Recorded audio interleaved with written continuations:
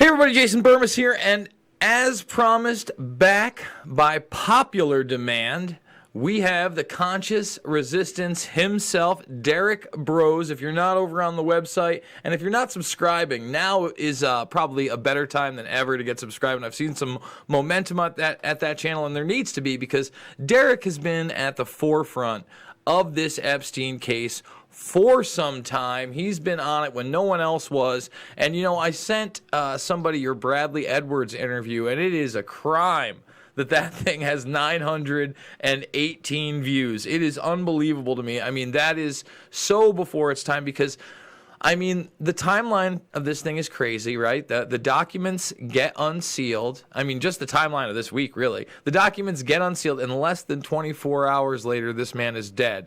Unless you believe that he was somehow extracted and he's in Guantanamo Bay or he's on a beach. Israel seems to be a popular location in the comment center, et cetera, et cetera. We haven't talked at all. We came into this 100% cold, folks. I want you to know that. So, Derek, what do you think of the circus? Yeah, circus is a good way to describe it, man. I mean, it's every day this past week, there's been little details coming out, slowly being leaked. Like you said, just last week we had the death a day after the document dump. And I know you've been going through them. I've been going through them myself and trying to get people to look at the documents, not be so distracted by all the headlines. But yeah, it's been a circus of a week. I'm interested for this conversation because I think we hopefully have something to add to it. But unfortunately, I'm just going to say it right off the bat, man. Everybody this week has been a conspiracy theorist in this last week or so. And there's all kinds of speculation every which way from all sides of the political aisle into what may have happened to Epstein, where he may be, did he get murdered, was it a suicide, how did this happen, all these different things. Of course, this is important. We need to get to the bottom of it, and hopefully we will, and the people might learn something. But I do hope that we can really drill in on some important bits that still do matter, whether Epstein's alive or not. Absolutely, and that's why we're here right now. I really want to talk one more issue that you just said, conspiracy theorists. They made the entire country a conspiracy theorist. Doesn't matter if you were a Democrat or Republican, et cetera, et cetera. So how ironic is it that literally a week before this, that FBI field office at a Phoenix document gets leaked where it labels conspiracy theorists, and I'll go through the subject matter, QAnon, who heavily promote this thing. They act like they founded Epstein when, guys like you and me are like, what are you talking? We've been talking about this for a decade, number one. And then you can't talk about a new world order. That's not okay. Zionism is in there, and then false flag operations. So it's like, you're not allowed to question anything on the military-industrial complex agenda at any level. And then this happens, and everybody even the mainline news people couldn't keep a straight face for the most part. Maybe some local news people that were just reading off a cue card in short bits, but everybody from every side of the aisle has been into this.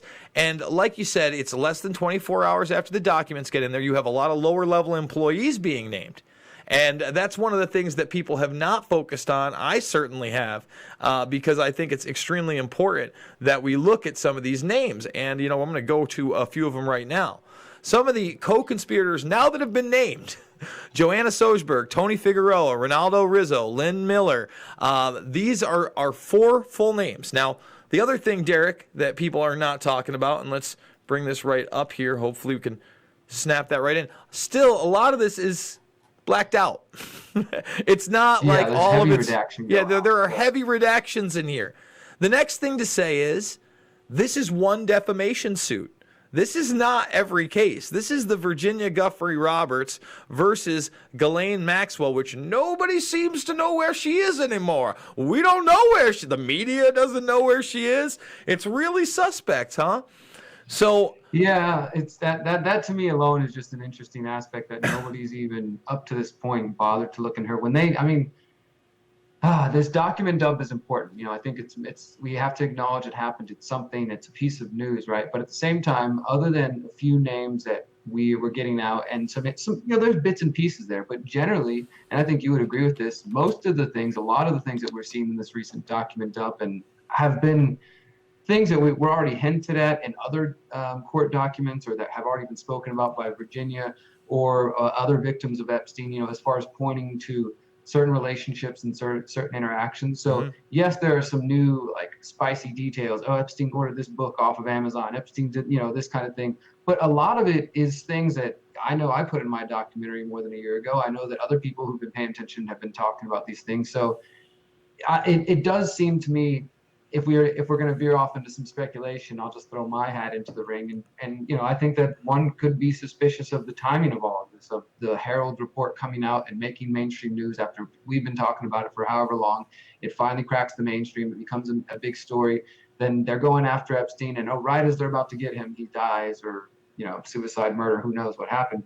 But it's just so interesting. And all these other power players, these extra power players, Barr's saying, well, co-conspirators should not rest easy. And maybe that's true. We'll see, I guess. But it seems like there was a big effort to just put it all on Epstein and tie it into a bow. Well, let me say there's this. Obviously, other people involved. Let's go through the real timeline, because you just nailed it on the head. A lot of this stuff, other than like us just talking about the names of co-conspirators, right? And some of the salacious details, like of that 15-year-old girl who woke up after she had been on the island and refused sex with Epstein from Sweden with her passport taken by Ghislaine Maxwell. Just incredible charges, right? Those type of things are big, but the real big name to me that hadn't been in the public arena, at least I hadn't heard it, other than maybe an associate on these flight logs, right, was Governor Bill Richardson. He had not been outright accused, and as I knew about it, as somebody who had actually had sex with an underage girl. Now, I think this is extremely important, not only because he has the Zorro Ranch, not only because in that first case, it came out that he had to plead to a 16-year-old girl, not a 14-year-old girl, and during that time period, I don't even think he had to register as a sex offender in that state. Okay, so let's get that pretty clear. I'm pretty sure that's one of the states he didn't have to. That's a downplayed aspect that came out during that initial Department of Justice investigation into the Crimes Victims' Rights Act. They had to contend. Everybody thought it was a 14-year-old girl he pled to. No, it was a 16-year-old girl. Now, Richardson himself is a 2008 presidential candidate. I do believe he was also a Bilderberg attendee at one point, but he was definitely a Bohemian Grove member and keynote speaker. He is a globalist. He's Genie Energy. He's connected to these guys. He's also a Clinton associate. So he's a guy that kind of runs in the gamuts of these globalists in their organizations like the Council on Foreign Relations, etc. And you see Epstein in those circles. And this is a mover and shaker. He's on the board of Genie Energy. So he's obviously making energy deals, which go hand in hand with arms deals, just like Prince Andrew is the main arms dealer and nobody focuses on that. So going back to that timeline I was specifying, Derek, as soon as you had the intelligence connection thing come out, and then Acosta basically try not to resign and then have to resign after not confirming or denying, that's why he got off the hook, right? Then, within a short period of time of the Adnan Khashoggi allegation by Vicky Ward, the first suicide attempt happens. And everybody thinks, wow, we called it. I got to go back to that original video that I did while we were watching UFC with my brother, but I'm pretty sure my brother pretty much said he wasn't going to make it out of jail alive. He may be the first man on the internet to actually say that Epstein was going to be suicided maybe an hour and a half after his arrest. I don't know. We got to confirm that. But my point being is I think the network was unraveling, large part to the Whitney Webb piece. A lot of people recently have paid attention to that 3-part piece that actually dug into the network. And it's that same damn network that we keep talking about, Derek.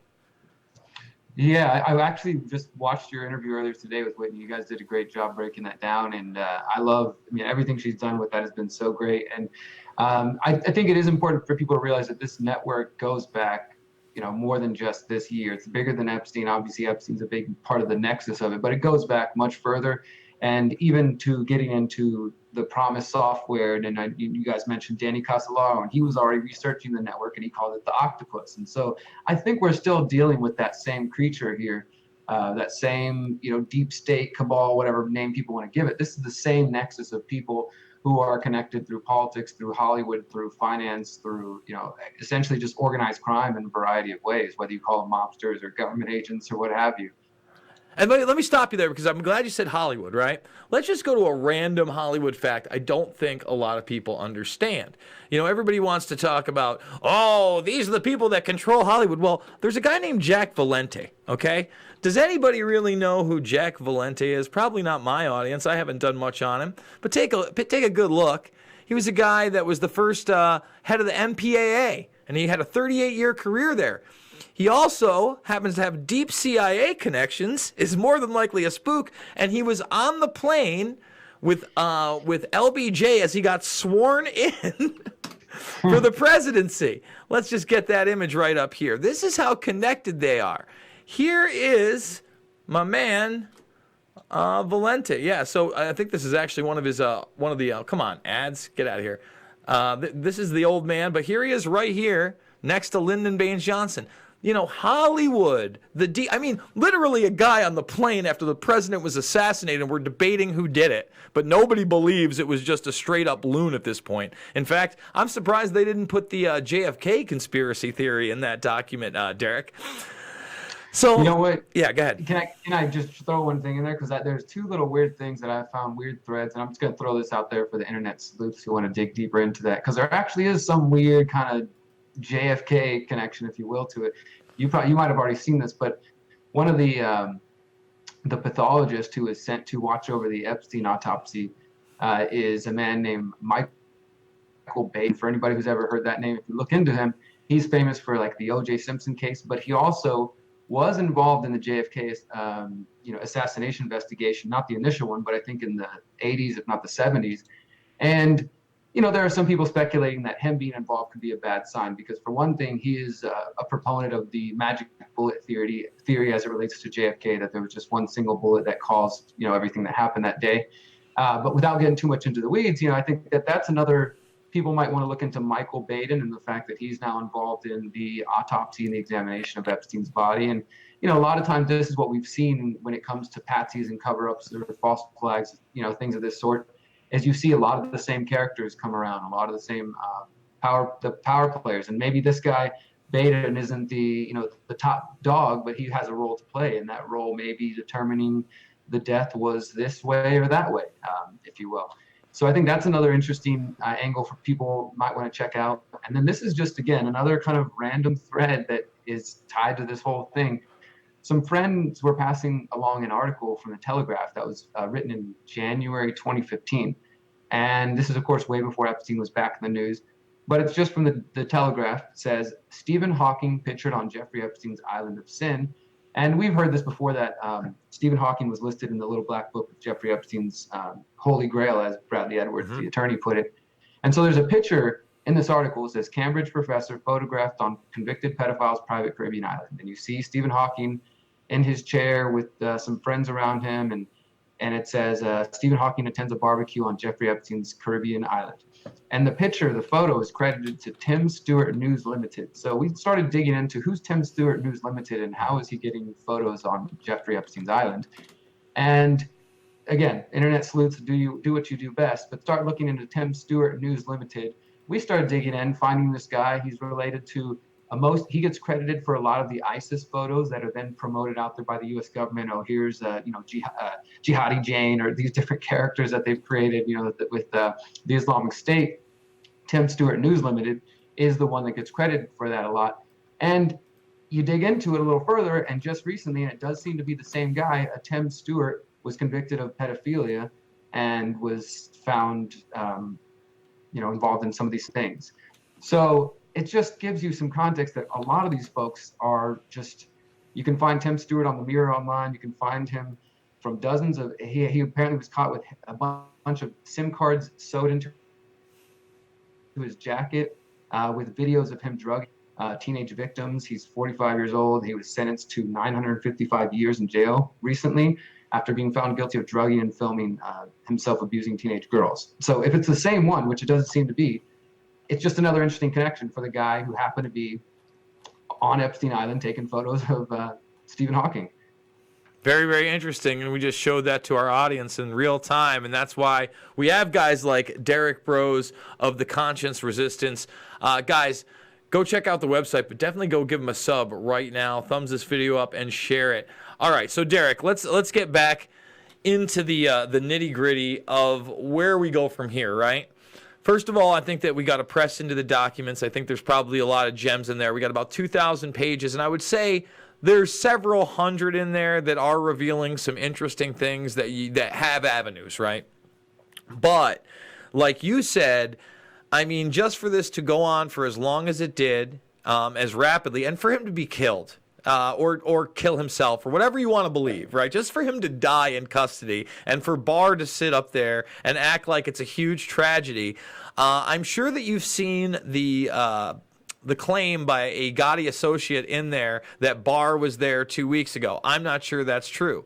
There's also now a claim out there that the lawyers in this case are seeking their own lawyers just for being involved in this case. Breitbart is reporting that.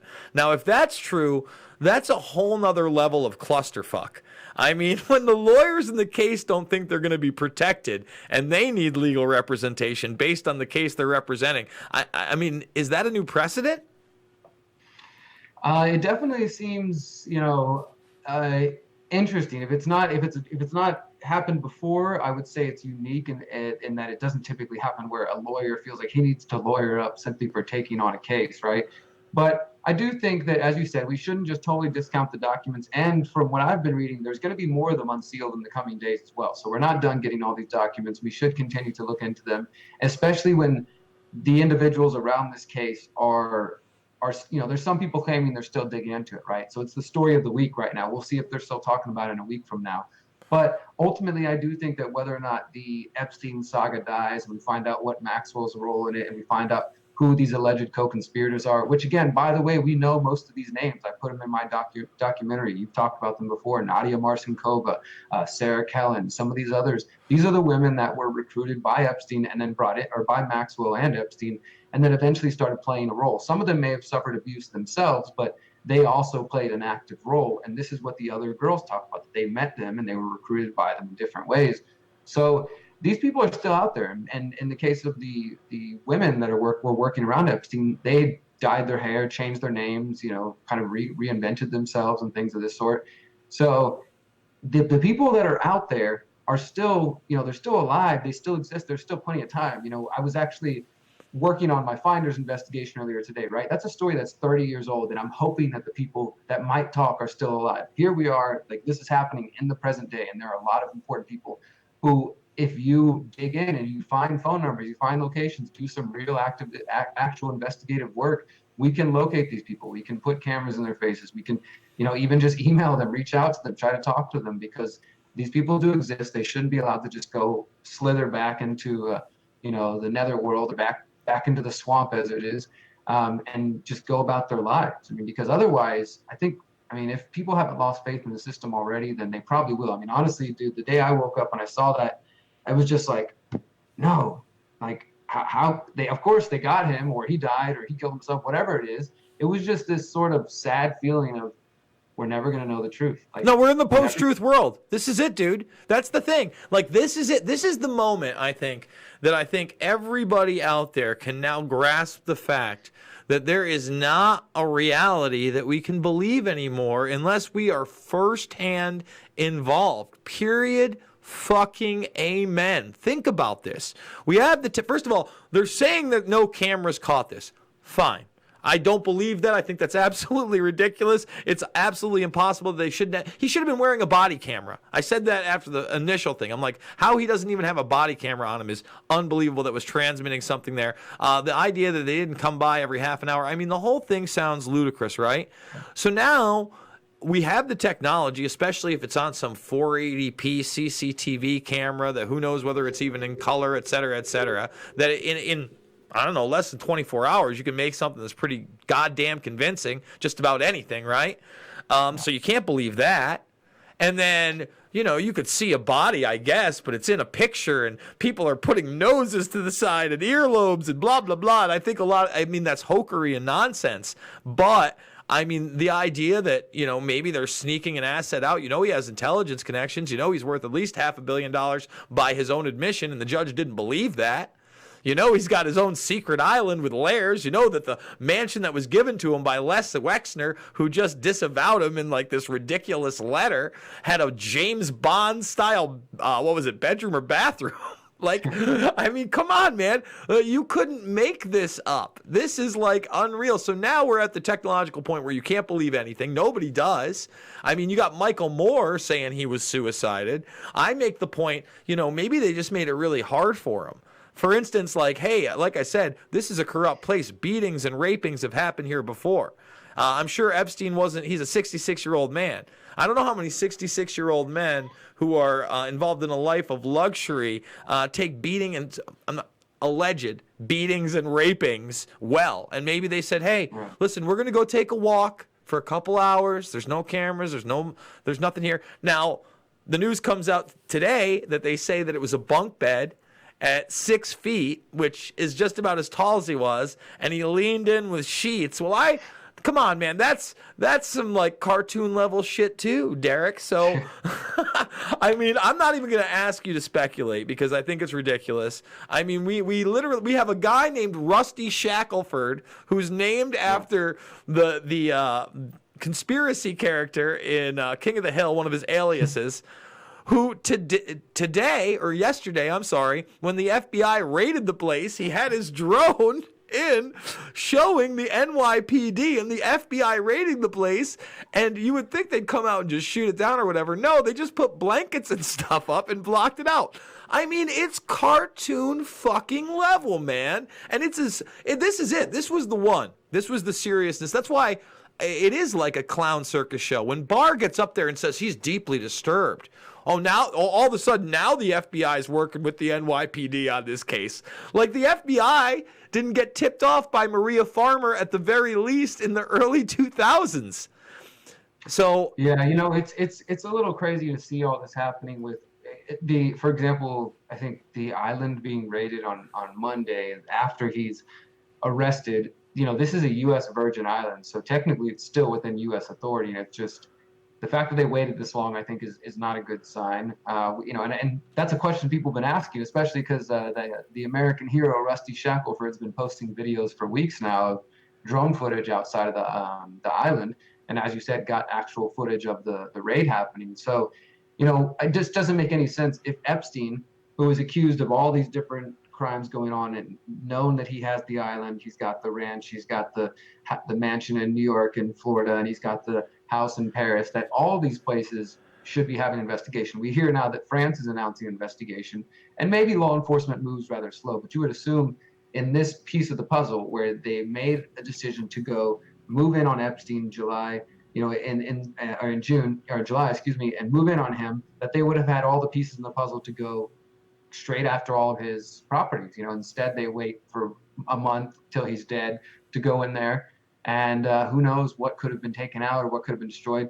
And there's also the other thing I did see in one of the court documents that they mentioned that in June, prior to Epstein being arrested, that he actually sold one of his private planes.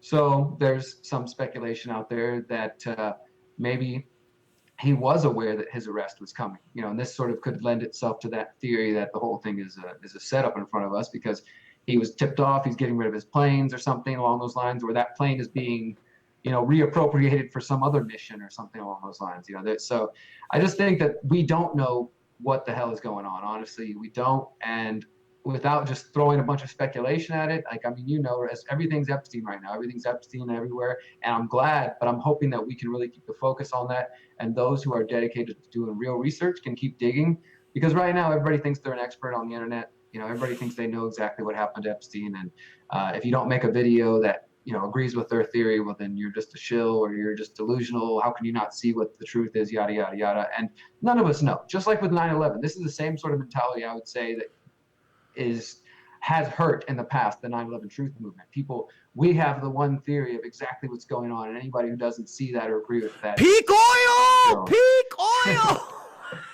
It's the same old thing, you know. So we want people to, I just, you know, encourage people to keep digging, keep looking up, look at the research, dig into it. But also, there's a lot of factual things that we don't have to get too much into the speculation too heavy, you know, or at least maybe just make it clear when you're speculating. Because Well, I'll tell you what. one This of is the how things I truth challenged. misinformation gets spread. Well, one of the things I challenged Webb on was the Donald Barr connection, and she gave a pretty, an in-depth analysis that she wasn't able to do in those articles because they were so big. And then with that article ending with that, what was it, Ronald Lauderman, I believe it was, who she believes got him the passport. And I was like, well, before she had canceled, because I was supposed to have her on the previous week, I was like, well, I need a little bit more than you just telling me it was this guy from Austria giving it to her. But she in depth goes through, and like I say, hey, right here, this is speculation. She doesn't know this for sure, but I think that this is a great lead to follow, and it does make sense. I got a super chat. Starting to think the whole Trump-Clinton dichotomy is limited hangout. No kidding.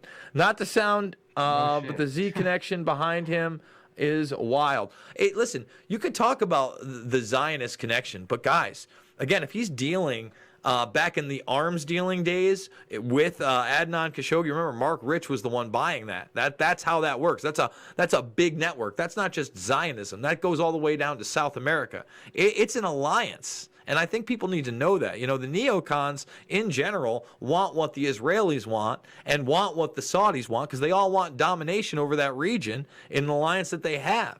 So, yes, it does look like Israeli intelligence, but it also looks like U.S. intelligence. We know he was at least compromised by the FBI at some point. We have that one small bit of documentation.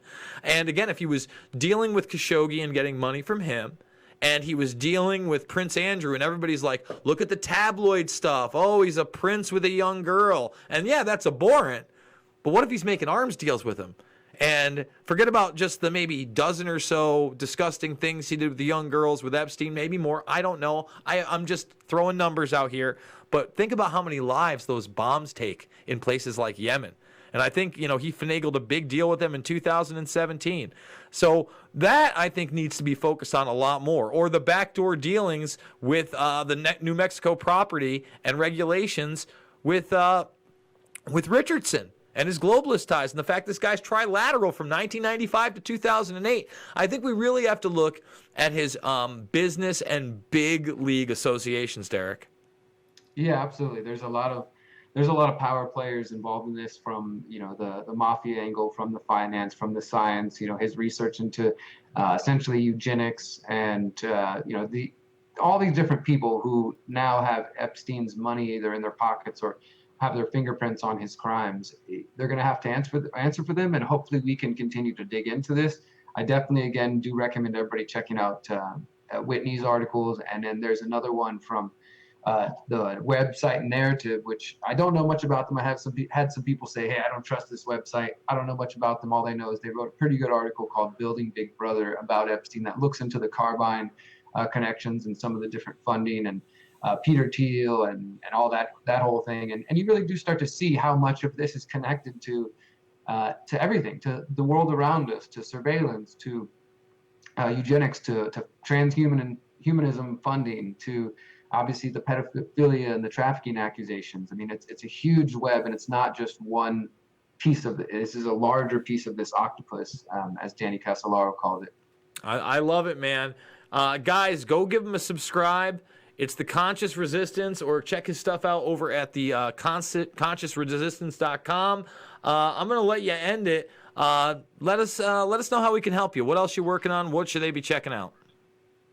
So I'm trying to continue putting out videos, like I said before, maybe not as prolific as you're hitting it hard, but a couple of videos a day, at least one a day, and few a week, and trying to do some deeper dives. I will say, let your audience know, I'm working on a part 2 of my Epstein documentary. The first one's Bringing Down Jeffrey Epstein, if you guys haven't seen that. We're going to do a part 2 and, of course, update the situation. I'm trying to reach out to the attorney, Bradley Edwards, again, and see if I can sit down with him and talk some more about whatever he feels like he can say at this point, with what's going on and with Epstein's death and everything like that. I'm hoping to put out some new stuff on the Finders soon. I mentioned that last time. I'm still digging into trying to get a source to speak up and to talk, and we'll see how those things come out. But yeah, you can keep supporting me at theconsciousresistance.com. Thank you, man. Thank you, brother, and hope to have you on again soon. Guys, Derek Bros, theconsciousresistance.com. He's killing it every day, and we're trying to do the same with 3, 4, 5, 6, sometimes 7 videos a day. Make sure to thumbs this up, share it with people. And if you're not a member of the Burmese Brigade, now is the time to join. Flick Off, thank you again so much for that super chat and support. Yoda, again, thank you. Jason, we read all super chats. Yoda, here's 4 I paid for. I heard earned $11 for Jason. I'm kidding. Have a good one, both of you dudes. I try to read all the super chats. Sometimes, listen, sometimes in the middle of an interview and I don't see it or it doesn't roll through. If you watch my live stream, sometimes they skip over. I don't mean to. So guys, again, thank you so much. Make sure you're subscribed. Join the Burmese Brigade, and if you can, I got to GoFundMe. That's how we do it. I don't want to give you the whole spiel about that's the only thing I do, but listen, I give away everything for free. If you go over to my channel, my playlists have all of my documentaries on top of everything that I've done over the years. Here, check it out. Playlists. Bam! There's plenty of them in here. You want to know a little Dirty McGregor secret? Go check that out. But like I said, if you go over to the documentaries, they're all for free. Hours of information that I think is important today. Shade the Motion Picture, Invisible Empire, New World Order Defined, Fabled Enemies, Loose Change, Final Cut. Go check them out there. With that being said, thank you for joining me. I will see you all on the flip side.